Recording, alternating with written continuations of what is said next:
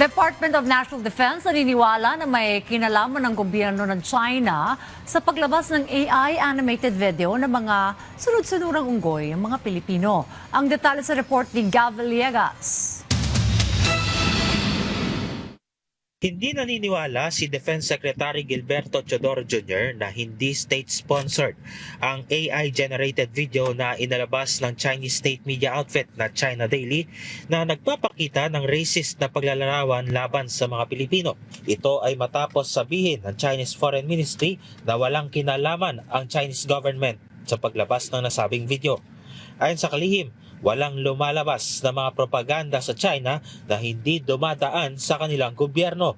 Palagay ko, kinuha nila yung denial ng China kung meron, pero sa amin naman, sa Defense Department, di basta namin paniniwalaan. Nakikita rin ng kalihim na may epekto sa Beijing ang mga hakbang na ginagawa ng Pilipinas pagdating sa West Philippine Sea.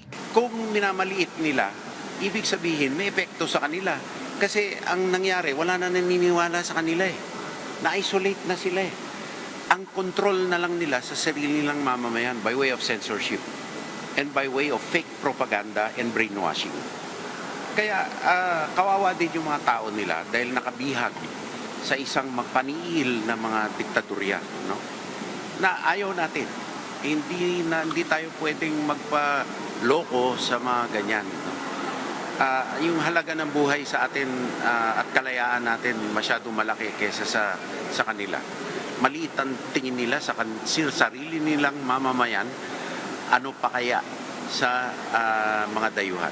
Nanawagan rin si Teodoro sa mga Pilipino na mamulat sa mga ginagawa ng China. Tayo mapagpaniwala o mapagkatiwala tayo, hindi tayo pwedeng tuloy-tuloy na ganon sa ipinapakita ng China. Hindi nila nadaan sa legal, eto na ang binabaan nila. Kaya yung pangil nila lumabas.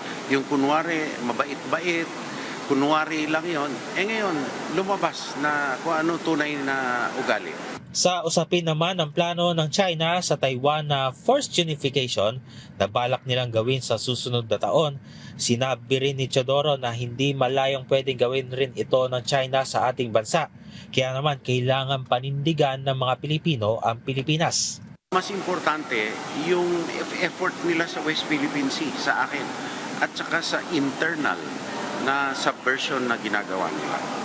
Katulad ng mga peke na mga industriya, ang mga lundag na mga citizen nila na nagfe-fake Filipinos, ang pagkalat nila ng mga illegal na mining at industriya dito.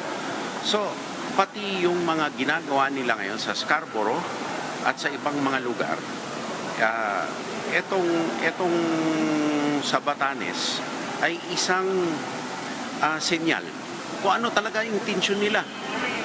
So ang Pilipinas, maliwanag sa atin, gagawin nilang apakan papunta sa Pacific Ocean. Sa kasalukuyan ay nagsasagawa na rin ng review ang Defense Department sa mga defense attachés ng ating bansa. Gab Villegas, para sa Bayan.